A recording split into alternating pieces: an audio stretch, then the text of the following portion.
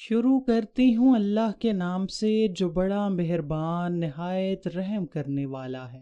جب حضرت محمد صلی اللہ علیہ وآلہ وسلم کی عمر مبارک 7 سال کی ہوئی تو آپ صلی اللہ علیہ وآلہ وسلم کی آنکھوں میں ہر وقت درد رہنے لگا۔ آپ کی یہ حالت دیکھ کر آپ کے دادا حضرت عبد المطلب بہت ہی دکھی اور پریشان رہنے لگے۔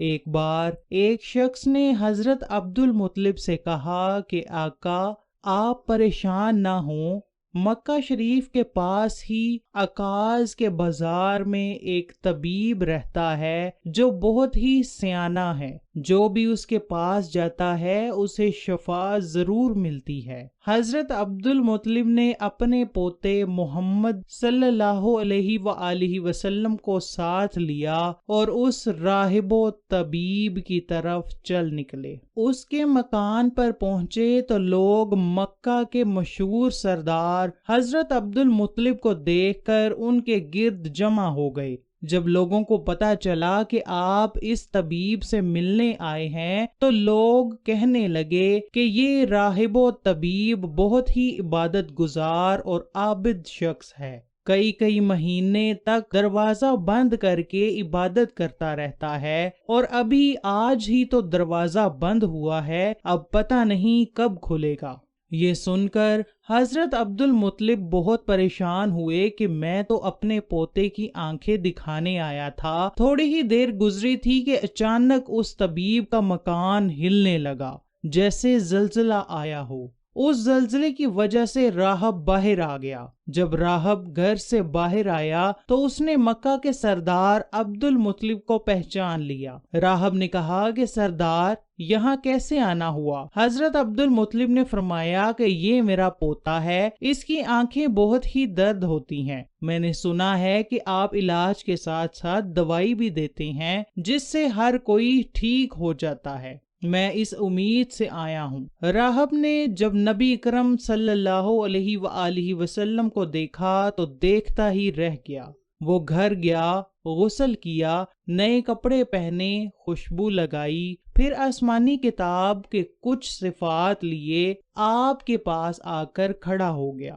راہب کبھی کتاب کے الفاظ کو دیکھتا تو کبھی آپ کے چہرہ انور کو دیکھتا ہی جاتا۔ پھر راہب نے کہا کہ اے محمد، میں گواہی دیتا ہوں کہ آپ اللہ تعالیٰ کے آخری نبی ہیں، آپ کے بعد اس دنیا میں کوئی نبی نہیں آئے گا۔ اللہ اکبر! ابھی تو نبوت کا اعلان بھی نہیں ہوا تو راہب محمد کے دین ہونے کی پہلے ہی گواہی دے رہا ہے۔ راہب کی بات سن کر عبد المطلب بہت ہی خوش ہوئے، پھر کہا کہ راہب، میں جس کام کے لیے آیا ہوں وہ کام تو وہاں کا وہاں ہی کھڑا ہے۔ راہب نے کہا کہ سرکار آپ کس کام آئے ہو؟ حضرت عبد المطلب نے کہا کہ میرے پوتے کی آنکھیں درد ہو رہی ہیں، میں تو اس کے علاج کے لیے آپ کے پاس آیا ہوں، اس کو کوئی دوائی بھی دو اور علاج بھی کرو۔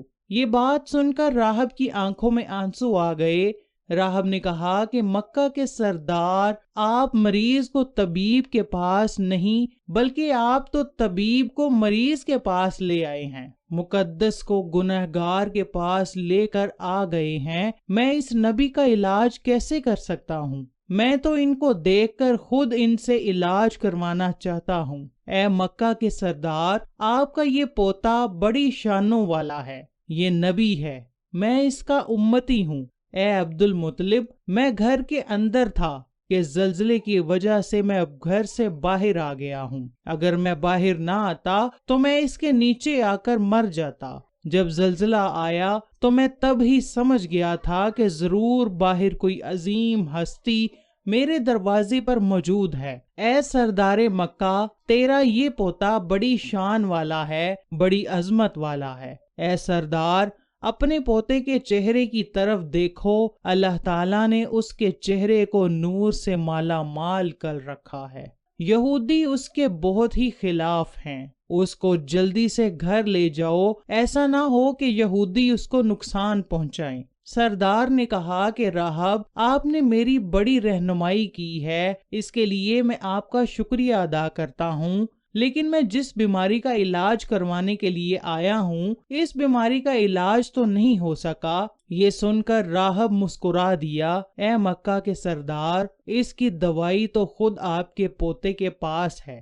آپ اپنے پوتے کا لعاب دہن نکال کر اس کی آنکھوں کو لگائیں۔ جب نبی اکرم کی آنکھوں کو آپ کا لعاب دہن لگایا گیا تو وہ خود ہی ٹھیک ہو گئیں۔ سبحان اللہ۔ آپ صلی اللہ علیہ وآلہ وسلم کی آنکھوں کی درد جاتی رہی۔ یہ ماجرا دیکھ کر حضرت عبد المطلب بہت ہی حیران ہوئے۔ سارا مجمع یہ دیکھ کر حیران و پریشان ہو گیا اور مکہ میں یہ خبر جنگل کی آگ کی طرح پھیل گئی کہ راہب نے عبد المطلب کے پوتے کو آخری نبی کہا ہے اور ان کے لعاب دہن میں بیماریوں کا علاج بھی ہے۔